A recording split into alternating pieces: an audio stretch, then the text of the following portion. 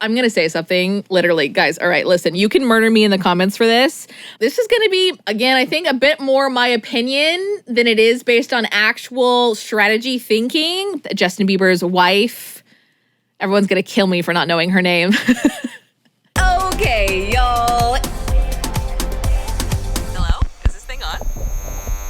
Okay, y'all. Welcome back to the Luxury Investment Podcast. I am your host, Carter. Thank you so much for clicking on this video. If you're watching on YouTube or listening on everywhere podcasts are available, absolutely love you. Welcome back. Today is episode 9, and it's going to be a doozy. We're getting a little controversial today because we are talking about the best and worst buys from every luxury brand. Now, listen, I see the pitchforks coming from the distance already. This is my opinion. If you own any of these items that I'm saying is the worst buy, because girl, you wear what you love and enjoy it. You get that cost per wear out of that item. What I'm specifically talking about today is going to be pertaining to investment value, because of course, this whole podcast is about luxury investments and how to turn your closet into an investment portfolio. So we're strictly talking about when you buy something from a brand, how much it appreciates or depreciates over a period of time in your closet. So I'm going to be naming specifics. What is the best item from a brand that you can buy as far as investment value, as far as resale value, as far as asset value, right? And the opposite. What is an item from that brand that depreciates in value the second you buy it? If you buy that item retail and walk out of the store and you went to go sell it straight away, you would not get your full investment out of it. You would get the worst return on investment out of all the other items in the store. Those are the items I'm going to be naming specifically as well. We might be kind of general on certain things. I'm basically just going to explain the concepts so we can have a fun chat together, but also so you can understand a bit of the basics and take that knowledge with you next time you go shopping. So without further ado, let's start off with a bang and do Chanel. Listen, we all know Chanel is queen for investment value. If you want to build a closet portfolio, if you want to build an asset portfolio that you can wear and will only appreciate over time, boo, it is Chanel. All day long, every day, every year of the week. Chanel goes up in prices around 20% every single year, and they've been doing that since the 80s. The 80s. Like, we don't even want to talk about the fact that a double flap has doubled in the last 5 years. Doubled. It's depressing. We're all sad about it. But listen, all of us that already have double flaps are thriving in our appreciated asset, in the capital gains in our closet. So, what is the best item you can buy from Chanel, and what is the worst? Let's get into it. In the best category, we've already talked about it. Is anyone surprised? It is the double flap. I will include some pictures if you're watching on YouTube. For everybody that's listening and you're video inclined, I also upload these episodes to my YouTube channel, which of course is currently Carter as well. And sometimes I include visuals and pictures about what I'm talking about. So if you're ever confused or you want to watch over there, it's also a fun time. Okay, so we have the double flap. If you guys don't know, the double flap is the most iconic bag from Chanel. It is because it is one of the very first bag shapes that Chanel ever came out with. Originally, they actually had what was called the reissue. It's still available today. It's called the reissue or the 2.55, and it is the same double flap shape, but it does not have the CC turn lock. It has a rectangular turn lock. The CC turn lock actually never came into play on bags until Karl Lagerfeld came on as a designer to help Chanel, and his marketing genius created the CC turn lock that we know today. And because it's been in production for so long, it's become so highly recognizable. You can buy one from the 80s and it looks exactly like the one that you're buying in the store today, but the one in store today is $8,000 and the one in the 80s cost $500. You can see how this definitely wins our number one spot as the best luxury asset from Chanel. And coming in at the number 2 spot, we're gonna say costume jewelry. Again, this is just my opinion, But I'm going to give you a little bit of the insight of why I've chosen what I've chosen. But if you disagree, comment down below what you would have picked and why, so we can read through them together. I feel like that'll be fun. I have picked costume jewelry as number 2 because of brand awareness. What do I mean by that? The CCs on costume jewelry are usually the center point, and anything that heavily identifies the brand inherently is always going to have better resale value all day, every day. The smaller the logo, the smaller the resale value. That's what we say here on Currently Carter. But no, seriously, that's actually real. The smaller the logo, the smaller the resale value. The bigger the logo, the larger the print, the higher investment value you are going to get from that long term. Just because people on the resale market are typically looking for something that is branded that you can tell, with really very few exceptions. So things like CC brooches, CC earrings, literally anything that features a turn lock, a CC turn lock, money. Gold, buy it if you are looking for an investment value, because that is one of the best things you can buy from Chanel. Gold turn locks. They have turn lock earrings, they have turn lock necklaces, there's turn lock boots, and all of them resell much, much higher than even regular costume jewelry, because the turn lock, again, is so iconic, and the more iconic, the more resale value. Now for the bottom 2 spots. We're getting into the controversy now, guys. Ready? Get the tea. Sip the tea. Now, again, we're giving these bottom 2 spots, but there is a bit of a caveat, because Chanel is one of the best brands as far as resale value overall, meaning most of their items are going to appreciate in value over time because of the pricing structure, because of the fact that most of their items are heavily branded or feature a CC logo somewhere. So these 2 spots are the worst because they're not going to appreciate as much as other items, but most likely you're still going to get a lot of your investment back out of it, if not all. First up in the number 1 spot is the non-branded blazer. Now, what do I mean by that? We all love Chanel blazers. Yes, we do. But there are the iconic Chanel CC blazer, meaning they're tweed or wool or boucle, and they have amazing, gorgeous CC branded buttons with a chain detail on the inside. The silk lining has CCs and camellias all over it, and we love it. The vintage ones are incredible. Resale value is great on those. But there are a lot of modern day Chanel blazers that do not have CC buttons. And if you didn't know better, you couldn't tell that it was Chanel at all. Now, they're just as expensive blazers as the branded ones. So they have the price tag, but not the brand recognition. And that means depreciating asset. Again, in Chanel, you have enough Chanel fans that will probably buy that from you on the resale market for a good chunk of what you invested into it, but it's going to be a very long time down the line, and Chanel is going to have to price increase a lot for you to get your initial investment back out of it with no branding on it, which is why it is in the number 1 spot as the worst investment from Chanel. Number 2 spot goes to, and I know I'm going to get some judgment on this one, the fine jewelry. I know. Listen, guys, it's gorgeous. It's amazing. It's rare. It's beautiful. It's an amazing piece, an amazing collection to buy from if you are a true Chanel fan. But investment value-wise, not so much.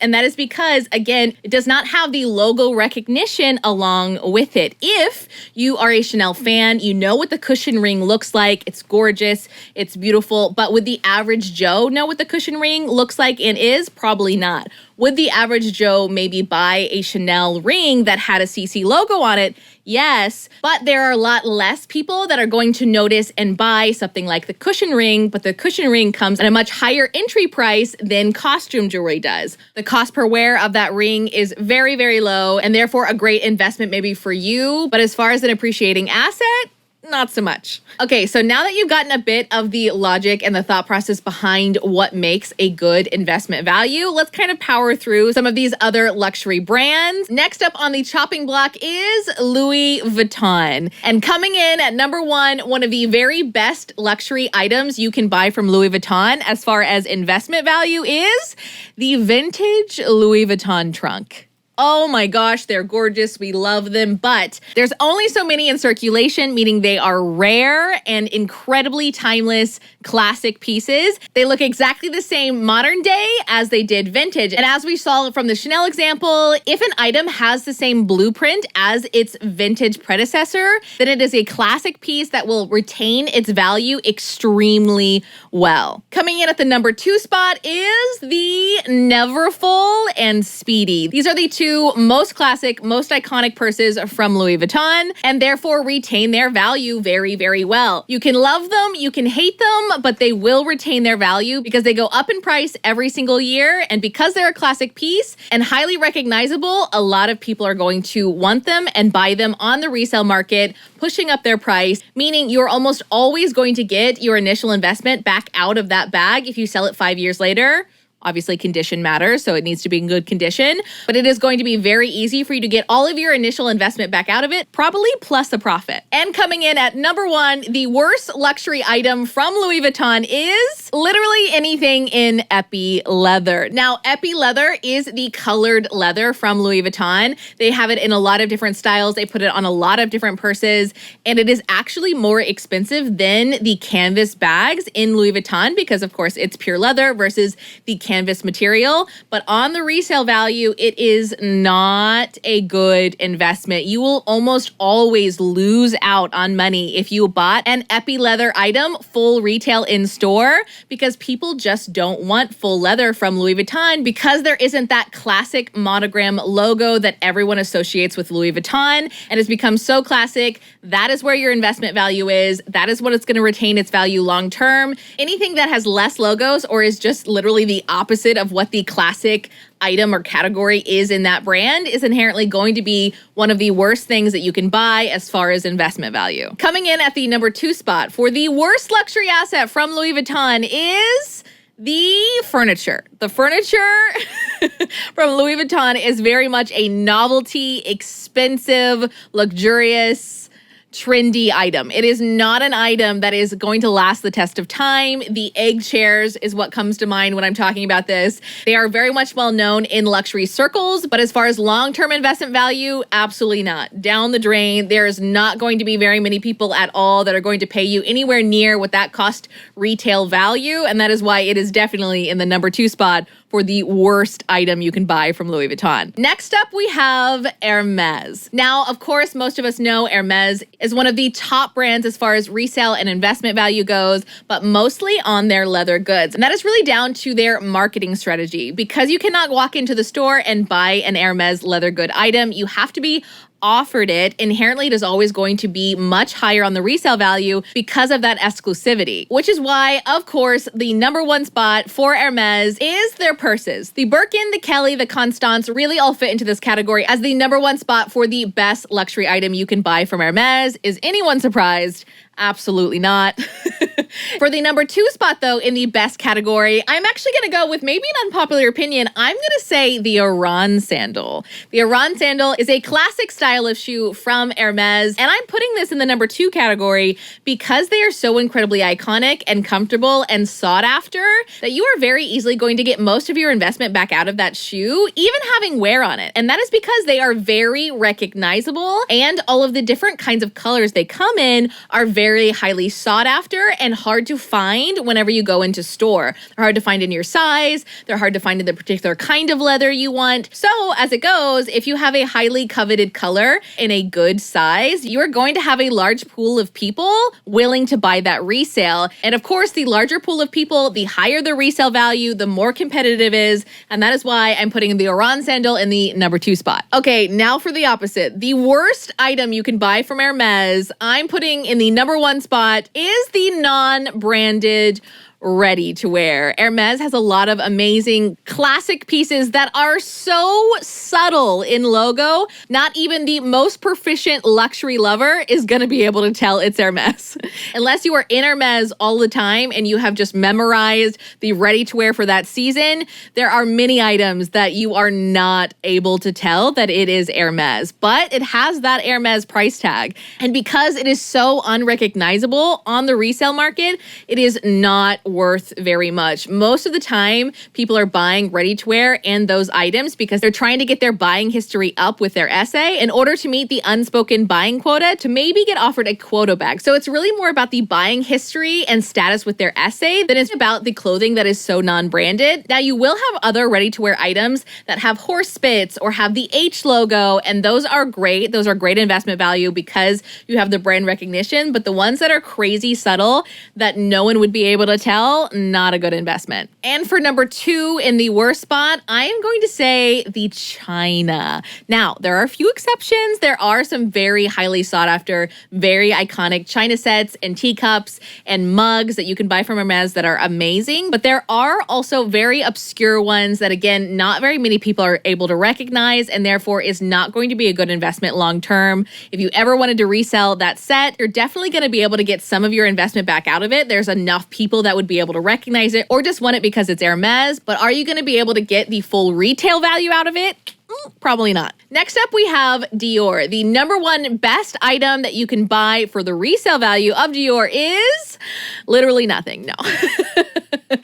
Dior as a brand is very interesting. It is very popular, but it is very well known to not be a good investment value, meaning you cannot buy hardly anything from Dior retail and have it retain its value. And there's a lot of different theories on why. It's actually quite interesting. In my opinion, I think it's actually because Dior has changed its logo so many times throughout the years that there isn't a strong sense of a particular logo that has been theirs since the 80s, and there's just one item that has been iconic for them and therefore is highly recognizable and everyone wants to purchase it on the secondary market. They really don't have items that fit that category. Dior has gone through several phases and several different kinds of logos and different kinds of bags. They make a bag really popular and then they discontinue that bag, which I think is really interesting. It makes things very trendy, big hits for a few years, and then they discontinue it and the resale value of it plummets. Now, they might be doing some of that on purpose. It would be really interesting to kind of get an inside scoop of Dior's strategy and marketing on why they have done what they've done throughout the years. But because of those reasons, it really is one of the worst brands as far as investment value goes. Now, there are a few iconic things like the Lady Dior. That would be one of the only things that fits in the category of longevity, but they've had so many different sizes and spin-offs. Even the Lady Dior isn't able to retain its resale value based on what it cost retail right away. Now, you can maybe get your initial investment back out of it if you waited a very long time as a very long investment strategy, something that's going to sit in your closet for 20 years, and then you're able to resell it in 20 years, it's still being in great condition because it's a Lady Dior in a very classic style, and because they've had so many price increases, maybe you get it for what you bought at retail, but much more likely and a much better bet is you buy a Lady Dior on the secondary market, and then it will hold its value for what you paid for it on that secondary market. It does retain its value on the secondary market very well, but does it retain its value based on the retail value? Absolutely not. Pretty much, it's going to decrease around 50%. That's kind of how it goes, around 50%, unless it's a trendy item that is very hot right now. Those are great short-term investments, but long-term investments, an asset that just sits in your closet and appreciates in value over time, Dior is not the one. But if we're going to give it a best, the number 1 category is the Lady Dior for sure. And now in the worst category for Dior, the worst thing that you can buy is a seasonal bag. Because of how often they discontinue their seasonal bags, it massively affects what you can get for it on the secondary market years later. If it's already out of production, nobody remembers that bag from 10 years ago. It's seen as old, it's seen as outdated, and it inherently will not have very good resale value if it doesn't have the newest logo or the newest styling of Dior. And that's why I'm putting seasonal bags in the worst category. Let me know if you disagree or if you have another item from Dior. I'm really curious to hear your thoughts. Next up, and we'll kind of start powering through these a little bit faster, is Louboutin. I think the best luxury item you can buy from Louboutin is the Bagall Fully 100s. They're one of the most comfortable shoe and the most wearable and iconic, ideally in a neutral color. I think there's a large amount of people that love that shoe, and therefore it will always hold its value on the secondary market very easily.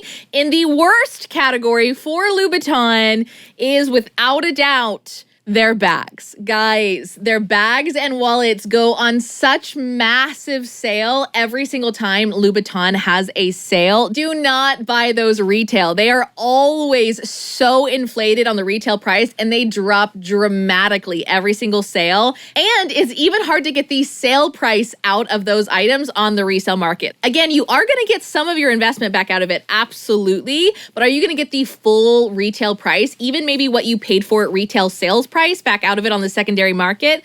Not really. There's not enough people that recognize Louboutin as a bag brand. They are great bags and they're great quality. I actually love them, but resale value wise, not it. Definitely the worst thing you can buy from Louboutin. Next, we have Gucci. Now, I will admit I'm not the most well-versed with Gucci, so I could be wrong here. This is just my opinion, but I think one of the best things you can buy is the Princetown or the Jordan loafers, and that is because they are so incredibly classic and iconic. There is a very large amount of people that love them. They come in a lot of different colors. I own like 3 pairs of them. I think they're classic. They've been around forever, and that is why they're one of the best items to purchase from Gucci. Gucci does a lot of trendy items, meaning they are crazy popular for a very short period of time, and then they fall from grace and nobody likes that anymore. And then there's a new trendy item from Gucci that everybody loves and goes to buy, and then once again, the cycle continues. It's not popular anymore. So Gucci is really something that you can buy short-term investment-wise and very much make your money back out of it, and probably with profit. But long-term investment-wise, I think there are fewer items. Correct me if I'm wrong. I'm curious to see what your thoughts are in the comments. But for the worst item from Gucci, I put it as the watches. The watches are very expensive. They're around $1,500-ish. And on the resale market, I just never see Gucci watches holding their value. I see them maybe at a third of the price of what they cost retail-wise. They're very much seen as a brand watch, and therefore I think doesn't really hold up its value with a lot of the other classic watch brands. And maybe that's why it doesn't hold its value, but that is why I put it at the bottom. The worst thing you can buy from Gucci, I think, is the watches. Next up, we have Burberry. I love Burberry. I'm a big Burberry fan. Their check print is incredibly iconic and long-standing, which is why, of course, in the best category for them, I am putting their scarves. If you have a check Burberry scarf, it is one of the most recognizable things that you can buy. There are a lot of people who can recognize them and love them, and therefore they will hold their value very, very well. They also go up in price every single year. So inherently, of course, it's going to raise its resale value throughout the years. I own several of them. They're just so easy to style with everything. You can have winter, you have summer ones. It is a classic piece that stands the test of time, and that was why it was awarded the #1 spot in the best category. Now, the worst category for Burberry. This is going to be, again, I think a bit more my opinion than it is based on actual strategy thinking, but literally anything with that TB logo. I know it's the modern Burberry and it's supposed to be like the new age of Burberry, and it's young and it's fresh and it's like, you know, check is classic and the TB logo is like modern, and I hate it. I literally hate it.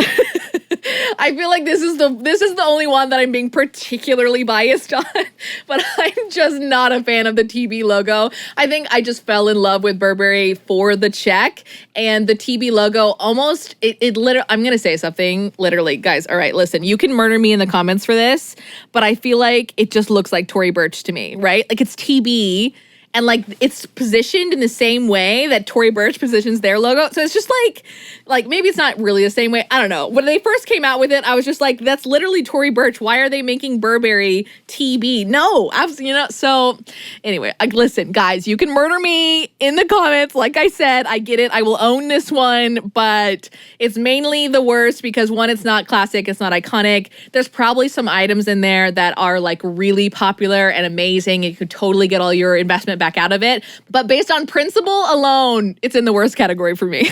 Next up, we have Fendi. Now, Fendi is an interesting one. They are very expensive retail, but they do have very good sales and they have a great brand logo. Interestingly enough, their most popular bag is the Peekaboo, and that has no brand on it. It says Fendi very small in the turn lock at the top, but it is their most classic and iconic bag. Now, you can get a Fendi logo strap that goes alongside it, and it makes it much more recognizable as Fendi that way. But yeah, it's very interesting that their most iconic bag doesn't have their logo on it like all of the other brands do. Most of the most iconic or the most famous bags from a brand are the ones that are the most logo heavy. Now, of course, that doesn't pertain to Hermes, but Hermes doesn't have a patterned logo that is very iconic, right? I mean, they have the H with the circle, but Fendi literally has Fendi, like the oblique pattern that is full on Fendi, the FF monogram that's across a ton of their items. So I just find that really interesting and made this kind of an interesting one to debate. But in the end, I gave the #1 spot in the best category to Fendi shoes. I know. I feel like there's going to be a lot of people that disagree with me on this one, but listen, Fendi shoes always go for really high prices on the resale market. I feel like you can just get your money back out of them very easily, especially if they have the FF monogram across some part of the shoe.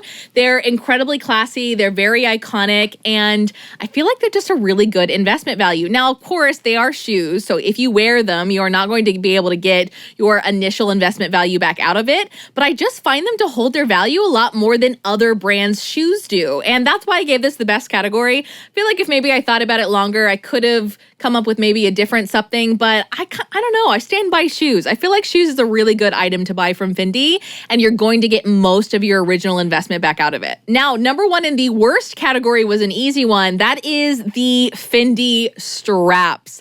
The Fendi straps are so expensive. They are literally like $1,600 for the Fendi logo strap, and that must really be because most people that buy peekaboos want it to be recognizable as Fendi, so a lot of them do add those Fendi logo straps as a bit of a symbol that this is a peekaboo, this is Fendi, and they're just like, I don't know, capitalizing on that fact and really hyping up the price. But yeah, it's kind of crazy how expensive Fendi straps are, and they absolutely do not go for that much on the resale market because nobody wants to buy a $1,600 just strap, right? I mean, that's like a whole bag from another brand that you could buy. So yeah, definitely in the worst category is Fendi bag straps. Next, we have Prada. Now, Prada's another quite interesting one. There's two different sides to Prada. There's a lot of different logos and a lot of different types of Prada. There's Prada Milano, and then there's just your standard Prada. There's the Prada Saffiano bag that was incredibly popular for a while. It still is a great work bag. And that's why I kind of had a hard time picking just one item that I thought was going to be the best out of the whole of Prada. So I said this instead. I said anything with the triangle plaque because I feel like the triangle plaque is the most iconic part of Prada, meaning if it has the triangle plaque on the bag or it has it on the shoe, then it's going to hold its value just a little bit better than the other options. And not to say that the other options won't also hold their value very well, but I just feel like that Prada plaque is very iconic and is the most recognizable part of Prada. So if it has that on it, it's going to be one of the better options in Prada to hold its value long term. Now, coming in #1 in the worst item you can buy from Prada, I'm going to say ready to wear. Ready to wear from Prada is very, very chic. It's very cool, sophisticated, great quality, but brand recognition? Oof, absolutely not. Only if you know Prada very, very well would you be able to recognize somebody wearing a Prada t-shirt from across the road. It is not very logo heavy. It is not very recognizable and therefore is not going to retain its value long term. There's not a lot of people that want to buy a very expensive Prada shirt when you can't tell it's Prada. So that is why I put it as #1 in the worst category from Prada. Okay, nearing the end, last but not least, I'm sure I left out a few other brands here. Let me know if there's any brands that I left out or if there's any brands you want me to do in the future. This was kind of a fun game. Again, all lighthearted, just my opinion, but I think it's kind of a fun conversation topic, right? All right, very last is Yves Saint Laurent. In the best category for Yves Saint Laurent is bags. I mean, is anyone surprised? They have some iconic YSL classic, like luxury starter kit bags that very much have a cult following. And of course, I'm talking about the Kate bag. The Kate bag is the iconic envelope flap with the tassel, and it has YSL down the center. It is one of the most classic bags from Yves Saint Laurent, and therefore definitely belongs in the #1 best investment value category. But I will say an honorable mention. I really, really love the eye care bag. It's very, very trendy right now, but I think it has all the earmarks of something that could very much last the test of time and be very, very classic. If you don't know what I'm talking about, it is the sort of boho tote bag that has a huge YSL logo on the front, but it is super cool, super iconic, again, super trendy right now. It's a very cool girl vibe. I think they did a campaign with Justin Bieber's wife. Everyone's gonna kill me for not knowing her name. They're literally gonna kill me. They're going to murder me in the streets for this. Wait, Hailey Bieber. All right, guys, listen. I'm sorry, okay? This is a formal apology from me to you. I'm sorry. I know everybody loves her. I'm like the kind of person that knows like all the CEOs of like the Fortune 500 companies off the top of my head, but like celebrities, like not so much. It's like, this is who I am. I'm sorry. I came up with it in the end though, okay? Anyways, they did a campaign with Hailey Bieber and everybody just like died over it. It is a really cool bag. I even want that bag a little bit. Like I'm trying not to buy it because it's expensive, but like it's really cool. So anyways, that's another kind of honorable mention. But to wrap it all up, in the worst category for Yves Saint Laurent, without a doubt, is, we're seeing a trend here. It's the ready-to-wear. The ready-to-wear from Yves Saint Laurent is so expensive. It is like Chanel price expensive, and it is very, very minimal brand recognition. You cannot tell that those fishnet leggings are from YSL at all, but they definitely are $4,000+, which is kind of crazy to me coming from a brand that typically is very logo heavy, right? You have the tribute sandals with the YSL logo, of course the Kate bag, YSL logo, and a lot of their most beloved items have that YSL logo on them. So for their ready-to-wear to be completely the opposite and a very, very minimal branding whatsoever is kind of the opposite of what they've done with their most popular items. So I find that like an interesting move for their ready-to-wear section. But it is very fashion. It is very cool. There's definitely some really cool iconic pieces in the ready-to-wear section in general. But overall, investment-wise, definitely wins the worst category in the #1 spot for the worst investment that you can buy from YSL. And that is the last brand today. Again, I'm so curious to see what you thought about this. If you agreed with me, if you absolutely disagreed, I think it'll be a really fun conversation starter to chat about why and how we think what we think. So definitely let me know in the comments down below. And while you're down there, pretty please rate this podcast. It very much helps out a brand new podcast like mine. And subscribe to the YouTube channel if you are not already. I upload on this channel every single day. I promise it's a really fun time around here. And I will see you guys in the next episode. Bye! On the ring, you wear it every day. The cost per wear of that ring is very, very low. So overall, oh, it just flashed on my camera too, right? It's storming that hard. Okay. I also upload these, oh my God. I also upload these episodes. I just moved my hands really weird. I also upload these episodes are thriving in our appreciated asset. That's not a word, but it's fine. Use that.